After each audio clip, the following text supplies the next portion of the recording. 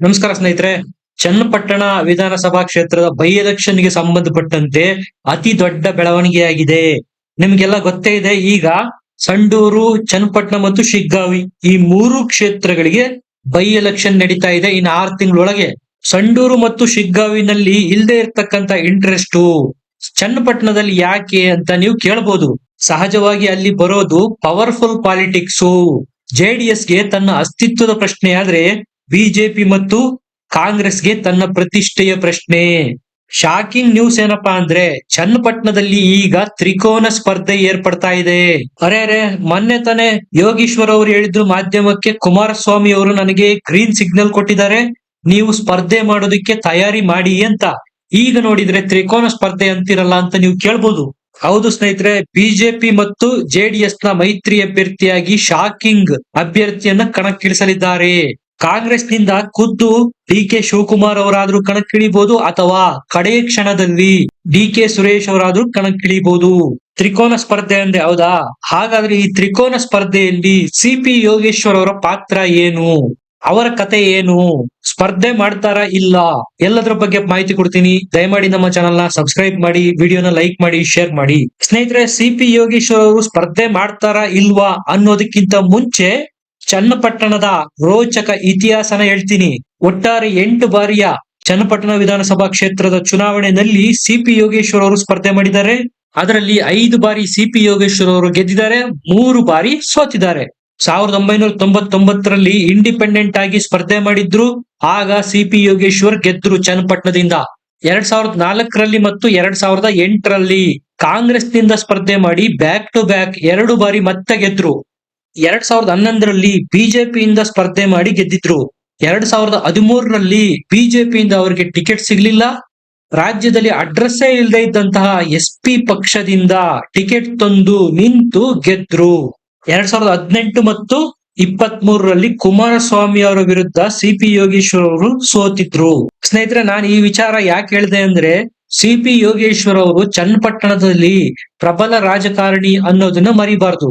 ಕುಮಾರಸ್ವಾಮಿ ಅವರನ್ನ ಬಿಟ್ಟು ಬೇರೆ ಯಾರೇ ಸ್ಪರ್ಧೆ ಮಾಡಿದ್ರು ಸಹ ಮತ್ತೆ ಗೆಲುವಿನ ಚಾನ್ಸ್ ಸಿ.ಪಿ. ಯೋಗೇಶ್ವರ್ ಅವರದೇ ಜಾಸ್ತಿ ಇತ್ತು.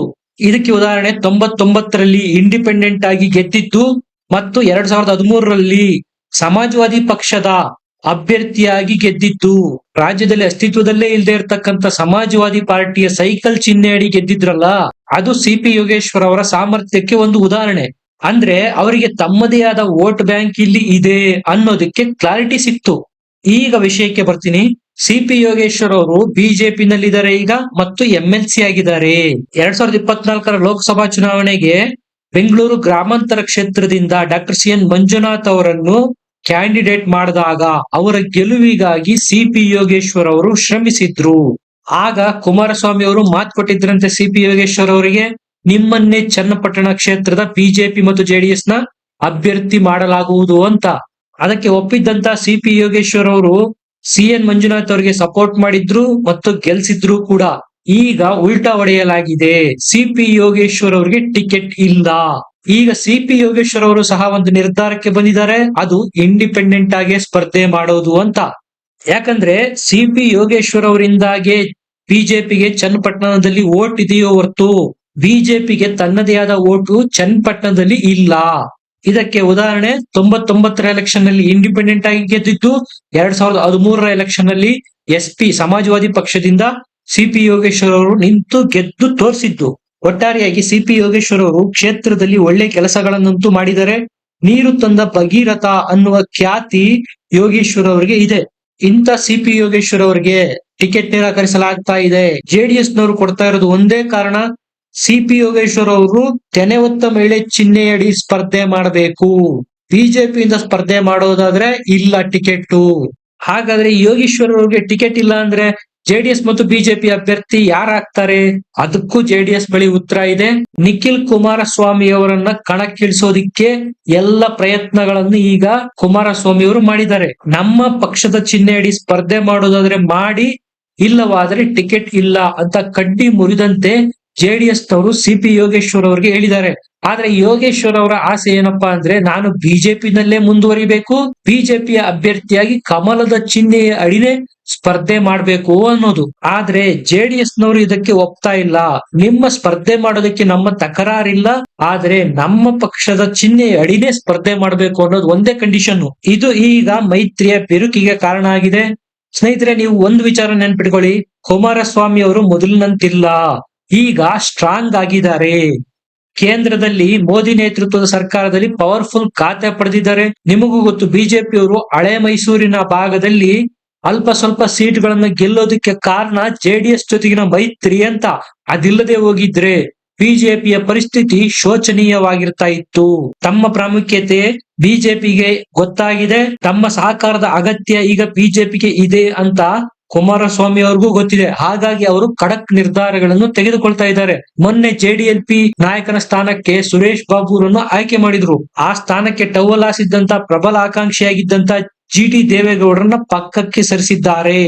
ಇದರ ಅರ್ಥ ಸ್ಪಷ್ಟ ಸಂದೇಶ ಕೊಡ್ತಾ ಇದ್ದಾರೆ ಕುಮಾರಸ್ವಾಮಿ ಅವರು, ಪಕ್ಷದಲ್ಲಿ ನನ್ನದೇ ನಿರ್ಧಾರ ಅಂತಿಮ. ಇದೇ ರೀತಿಯ ನಿರ್ಧಾರನ ಈಗ ಕುಮಾರಸ್ವಾಮಿ ಅವರು ಚನ್ನಪಟ್ಟಣದಲ್ಲೂ ತೆಗೆದುಕೊಳ್ಳೋದಕ್ಕೆ ಮುಂದಾಗಿದ್ದಾರೆ. ಅದರ ಫಲನೇ ಈಗ ಯೋಗೇಶ್ವರ್ ಅವರಿಗೆ ಟಿಕೆಟ್ ಮಿಸ್ ಆಗ್ತಾ ಇದೆ. ಸ್ನೇಹಿತರೆ, ಮೊನ್ನೆ ತಾನೇ ನಿಖಿಲ್ ಕುಮಾರಸ್ವಾಮಿ ಅವರು ಹೇಳಿದ್ದಂತ ಸ್ಟೇಟ್ಮೆಂಟ್ ನಿಮಗೆ ನೆನಪಿರಬಹುದು. ಚನ್ನಪಟ್ಟಣ ಕ್ಷೇತ್ರದ ಅಭ್ಯರ್ಥಿ ಆಯ್ಕೆಯಾಗುವುದು ಡೆಲ್ಲಿನಲ್ಲಿ, ಅಂದ್ರೆ ಜೆಡಿಎಸ್ ಮತ್ತು ಬಿಜೆಪಿಯ ನಾಯಕರುಗಳು ಕೂತು ನಿರ್ಧಾರ ತೆಗೆದುಕೊಳ್ಳಲಿದ್ದಾರೆ ಅಂತ ಹೇಳಿದ್ರು. ಅದರ ಅರ್ಥ ಸ್ಪಷ್ಟ, ಸಿಪಿ ಯೋಗೇಶ್ವರ್ ಅವರಿಗೆ ಟಿಕೆಟ್ ಅನ್ನು ಕೊಡೋದಕ್ಕೆ ಹಿಂದು ಮುಂದು ನೋಡಲಾಗ್ತಾ ಇದೆ. ಇಷ್ಟೇ ಅಲ್ಲ, ಚನ್ನಪಟ್ಟಣ ತಾಲೂಕಿನ ಜೆಡಿಎಸ್ ನ ಅಧ್ಯಕ್ಷ HC ಜಯಮುತ್ತು ಅವರು ಚನ್ನಪಟ್ಟಣ ವಿಧಾನಸಭಾ ಚುನಾವಣೆಯಲ್ಲಿ NDA ಅಭ್ಯರ್ಥಿಯಾಗಿ ಜೆಡಿಎಸ್ ಯುವ ಘಟಕದ ರಾಜ್ಯಾಧ್ಯಕ್ಷರಾದ ನಿಖಿಲ್ ಕುಮಾರಸ್ವಾಮಿ ಅವರನ್ನೇ ಕಣಕ್ಕಿಳಿಸಬೇಕು ಅಂತ ಒತ್ತಾಯ ಸಹ ಮಾಡಿದ್ದಾರೆ. ಇದರ ಅರ್ಥ ಎಲ್ಲೋ ಒಂದ್ ಕಡೆ ಪಕ್ಷದಲ್ಲಿ ಈಗ ನಿಖಿಲ್ ಕುಮಾರಸ್ವಾಮಿ ಅವರನ್ನೇ ಚನ್ನಪಟ್ಟಣದಲ್ಲಿ ಅಭ್ಯರ್ಥಿಯನ್ನಾಗಿ ಮಾಡಬೇಕು ಅನ್ನುವ ಒತ್ತಾಯ ಕೇಳಿ ಬರ್ತಾ ಇದೆ. ಅವ್ರು ಕೊಡೋ ಸಮಜಾಯಿಷಿ ಏನಪ್ಪಾ ಅಂದ್ರೆ, ಕಳೆದ ವಿಧಾನಸಭಾ ಕ್ಷೇತ್ರದಲ್ಲಿ ಇಡೀ ಜಿಲ್ಲೆನಲ್ಲಿ ಜೆಡಿಎಸ್ ಗೆದ್ದಿತ್ತು ಏಕೈಕ ಕ್ಷೇತ್ರ ಚನ್ನಪಟ್ಟಣ, ಅದು ಮತ್ತೆ ಜೆಡಿಎಸ್ ಬಳಿನೇ ಉಳಿಬೇಕು, ಅದು ಸಕಾರಗೊಳ್ಳೋದು ನಿಖಿಲ್ ಕುಮಾರಸ್ವಾಮಿ ಅವರ ಸ್ಪರ್ಧೆಯಿಂದ ಮಾತ್ರ ಅನ್ನೋದು ಜೆಡಿಎಸ್ ಕಾರ್ಯಕರ್ತರ ಆಶಯ. ಜೆಡಿಎಸ್ ನವರು ಕೊಡೋ ಲಾಜಿಕ್ ಏನಪ್ಪಾ ಅಂದ್ರೆ, ಬೆಂಗಳೂರು ಗ್ರಾಮಾಂತರ ಕ್ಷೇತ್ರದಲ್ಲಿ ಜೆಡಿಎಸ್ ಪ್ರಬಲವಾಗಿತ್ತು, ಆದಾಗ್ಯೂ ಕೂಡ ನಾವು ಲೋಕಸಭಾ ಚುನಾವಣೆಯಲ್ಲಿ ಬೆಂಗಳೂರು ಗ್ರಾಮಾಂತರ ಕ್ಷೇತ್ರನ ಬಿಜೆಪಿಗೆ ಬಿಟ್ಕೊಟ್ವಿ, ಡಾಕ್ಟರ್ CN ಮಂಜುನಾಥ್ ಅವರ ಗೆಲುವಿಗೆ ಸಹಕಾರ ಕೊಟ್ವಿ ಕೂಡ. ಈಗ ಚನ್ನಪಟ್ಟಣ ಕ್ಷೇತ್ರದಲ್ಲಿ ನಾವು ಪ್ರಬಲವಾಗಿದ್ದೇವೆ, ನಮ್ಮ ಅಭ್ಯರ್ಥಿಗೆ ಬೆಂಬಲ ಕೊಡಿ ಅಂತ ಜೆಡಿಎಸ್ ನವರು ಕೇಳ್ತಾ ಇರೋದು. ಬೆಂಗಳೂರು ಗ್ರಾಮಾಂತರದಲ್ಲಿ ಜೆಡಿಎಸ್ ನ ಅಸ್ತಿತ್ವ ಉಳಿಬೇಕು ಅಂದ್ರೆ ನಿಖಿಲ್ ಕುಮಾರಸ್ವಾಮಿ ಅವರನ್ನೇ ಕಣಕ್ಕಿಳಿಸಬೇಕು, ಅವರಿಗೆ ಪಕ್ಷದಲ್ಲಿ ಹೆಚ್ಚಿನ ಜವಾಬ್ದಾರಿಗಳನ್ನು ಕೊಡಬೇಕು ಅಂತಾರೆ ಈ ಭಾಗದ ಜೆಡಿಎಸ್ ನಾಯಕರು ಮತ್ತು ಕಾರ್ಯಕರ್ತರು. ಸಿಪಿ ಯೋಗೇಶ್ವರ್ ಅವರು ಹೇಗಿದ್ರು ಈಗ ವಿಧಾನ ಪರಿಷತ್ನ ಸದಸ್ಯರಾಗಿದ್ದಾರೆ. ಅವರ ಅಧಿಕಾರಾವಧಿ ಇನ್ನೂ 3.5 ವರ್ಷ ಇದೆ. ಈ ಹಿಂದೆ ಸಾಕಷ್ಟು ಬಾರಿ ಶಾಸಕರು ಸಹ ಆಗಿದ್ದಾರೆ ಚನ್ನಪಟ್ಟಣ ಕ್ಷೇತ್ರದಿಂದ. ಈಗ ಅವರು ದೊಡ್ಡ ಮನಸ್ಸು ಮಾಡಿ ಜೆಡಿಎಸ್ಗೆ ಕ್ಷೇತ್ರ ಬಿಟ್ಟು ಕೊಡಬೇಕು, ಚುನಾವಣೆಯಲ್ಲಿ ತಾವೇ ಮುಂದಾಳತ್ವ ವಹಿಸಿ ನಿಖಿಲ್ ಕುಮಾರಸ್ವಾಮಿ ಅವರನ್ನ ಗೆಲ್ಲಿಸಬೇಕು ಅನ್ನೋದು ಜೆಡಿಎಸ್ ಕಾರ್ಯಕರ್ತರ ಒತ್ತಾಯ. ಸ್ನೇಹಿತರೆ, ಇಲ್ಲಿ ಜೆಡಿಎಸ್ಗೆ ಮತ್ತೊಂದು ಎಚ್ಚರಿಕೆಯ ಗಂಟೆ ಇದೆ. ಕಳೆದ ಲೋಕಸಭಾ ಚುನಾವಣೆಯಲ್ಲಿ ಕಾಂಗ್ರೆಸ್ನ ಮತಗಳಿಕೆಯ ಪ್ರಮಾಣ 85,000ಕ್ಕೆ ಹೆಚ್ಚಿದೆ. 70,000ದಷ್ಟು ವೋಟ್ಗಳನ್ನ ಕಾಂಗ್ರೆಸ್ ಚನ್ನಪಟ್ಟಣದಲ್ಲಿ ಜಾಸ್ತಿ ಪಡೆದುಕೊಂಡಿದೆ. ಈಗ ಬಿಜೆಪಿ ಮತ್ತು ಜೆಡಿಎಸ್ ನವರು ಏನಾದ್ರೂ ಕಿತ್ತಾಡಿಕೊಂಡು ಅಭ್ಯರ್ಥಿ ಹಾಕೋದ್ರಲ್ಲಿ ಎಡವಿದ್ರೆ ಕಾಂಗ್ರೆಸ್ಗೆ ಪ್ಲಸ್ ಆಗುವ ಸಾಧ್ಯತೆಗಳು ಜಾಸ್ತಿ ಇದೆ. ಇದರ ಬಗ್ಗೆ ನಿಮಗೇನು ಅನ್ಸುತ್ತೆ ಕಮೆಂಟ್ ನಲ್ಲಿ ತಿಳಿಸಿ. ವಿಡಿಯೋನ ಲೈಕ್ ಮಾಡಿ, ಶೇರ್ ಮಾಡಿ, ನಮ್ಮ ಚಾನೆಲ್ ನ ಸಬ್ಸ್ಕ್ರೈಬ್ ಮಾಡಿ. ಮತ್ತೆ ಸಿಗೋಣ. ನಮಸ್ಕಾರ.